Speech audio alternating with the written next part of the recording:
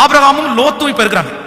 நீங்கள் ஆபிரகாம் தன்னுடைய ஊரை விட்டு கிளம்பும் போது பாத்தீங்க அப்படின்னா ஒவ்வொருத்தரா அவனை விட்டு கிளம்பிட்டே இருக்காங்க. ஃபர்ஸ்ட் ஒரு இடத்துல தேராகு, அந்த ஒரு டீம் அவனை விட்டு கிளம்புது. அடுத்த டைம் இன்னொரு டீம் அவனை விட்டு போகுது. இப்ப கடைசி வரைக்கும் அவனோட பிரயாணம் பண்றது யார் அப்படின்னா இந்த லோத்து தான் பிரயாணம் பண்றான்.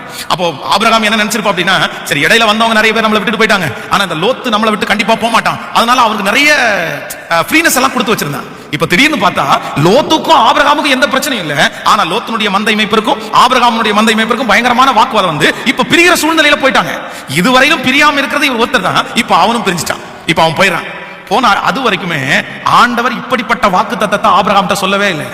ஆனா எப்ப ஆபிரகாமை விட்டு லோத்து பிரிந்து போறானோ அப்பவே கர்த்தர் என்ன சொல்றாரு அப்படின்னா, நீ இந்த பூமியில எவ்வளவு தூரம் நடக்க முடியுமோ அவ்வளவு தூரம் நடந்து திரி, அதை நான் உனக்கும் உன் சந்ததிக்கும் நான் தருவேன்னு கர்த்தர் வாக்கு கொடுத்தார். இவன் லோத்து போகிற வரைக்கும் அந்த வாக்குத்தத்தம் வரவே இல்லை. நன்றாய் கவனித்துக் கொள்ளுங்க. நீங்க சிலர் நம்மளை விட்டு கலர்றதை பற்றி கவலைப்படக்கூடாது. சிலர் ஆண்டவர் நம்மை விட்டு எடுத்துக்கொள்றதை பற்றி கவலைப்பட, அவங்க டேலண்ட் உள்ள ஆட்களா இருக்கலாம், அவங்க பணபலம் உள்ளவர்களா இருக்கலாம், இல்லையென்றால் அவர்கள் உங்களுக்கு சப்போர்ட்டிவான ஆட்களா இருக்கலாம். கர்த்தரே ஒரு மனுஷனை உங்களை விட்டு விலக்குறார் அப்படின்னா நீங்க நினைக்க வேண்டியது, உங்களை தனியா நிக்க வைக்கிறார்னா நீங்க நினைக்க வேண்டியது ஒண்ணு என்னன்னா, கர்த்தர் உங்களை முழுமையா ஆசீர்வதிக்க போறாருன்னு அர்த்தம். கர்த்தர் எப்படி உங்களை ஆசீர்வதிக்க போறாரு? சிலர் தனியாக நின்றால்தான் நீங்கள் முழுமையான ஆசீர்வாதத்தை பெற்றுக்கொள்ள முடியும்.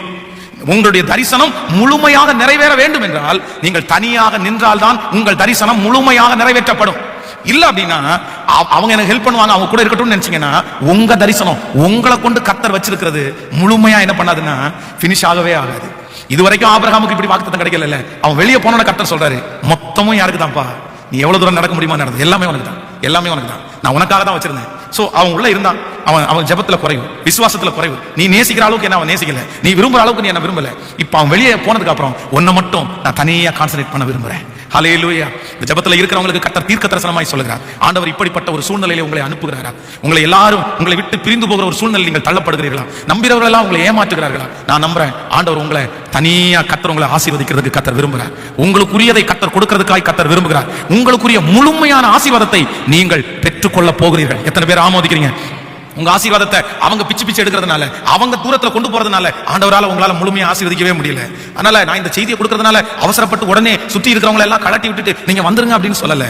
நீங்க யாரையுமே கலட்டி விட வேண்டாம், உங்களை விட்டு யாருமே போக வேண்டாம். கர்த்தருக்கு பிரியமில்லாதவர்கள் உங்களோட இருப்பார்கள். ஆனால் நீங்க ஜெபம் மட்டும் பண்ணுங்க, அவங்க உங்களோட இருக்க முடியாது, அவங்க உங்களோட இருக்கவும் மாட்டாங்க.